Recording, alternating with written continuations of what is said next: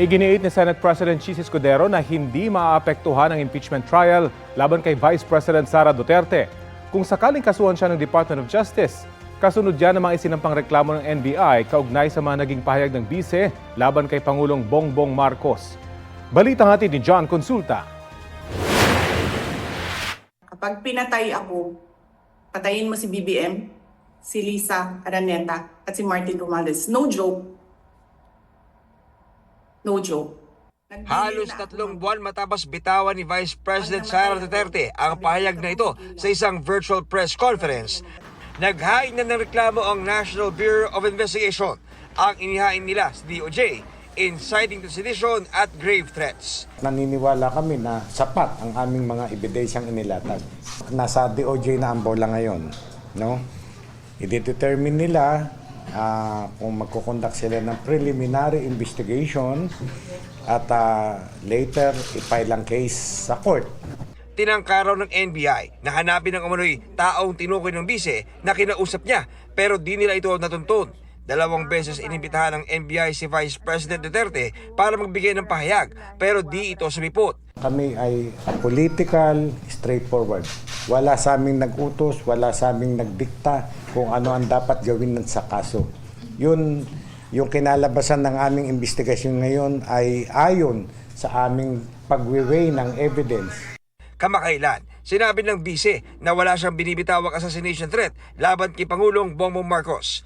Kinumpirma ng DOJ na natanggap nila ang inihaing reklamo ng NBI. Sasailalim ito sa preliminary investigation ng National Prosecution Service. Sabi ni Vice President Duterte, inaasahan na niya ito. Ayon sa DOJ, sa krimeng grave threat, sinabi na noon ng Korte Suprema na ang mahalaga ay ang intensyon sa likod ng pahayag. Kahit hindi raw natatakot ang pinagbantaan, ang importante ay sinabi ang pahayag ng may intensyong manakot. Sa krimen namang inciting to sedition, sinabi rin ng Korte Suprema na hindi saklaw ng proteksyon sa free speech ang mga pahayag na nanghihikayat ng karahasan o rebelyon. Hindi rin daw kailangang aktwal na mangyari ang karahasan basta't matukoy na ginawa ang pahayag ng may intensyong manghikayat ng gulo. Ang mga pamantayang ito raw ang pag-aaralan ng mga prosecutor batay sa ebidensyang inihain. Kung kasuhan man ng DOJ ang bise, walang nakikitang epekto si Senate President Chis Escudero sa impeachment. Pwede magpatuloy yon ng sabay, pwedeng mauna, pwedeng sumunod.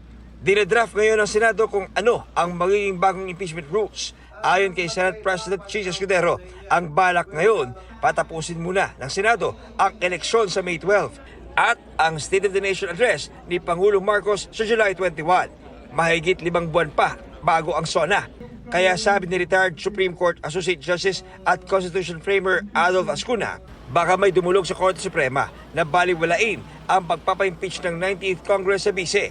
The Supreme Court might say it's too late because you need a new complaint because there's a new House of Representatives and therefore it's subject to the 1-year rule that you cannot file more than one impeachment case.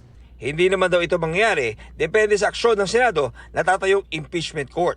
Unless the tribunal has already acquired jurisdiction because jurisdiction once acquired is not law.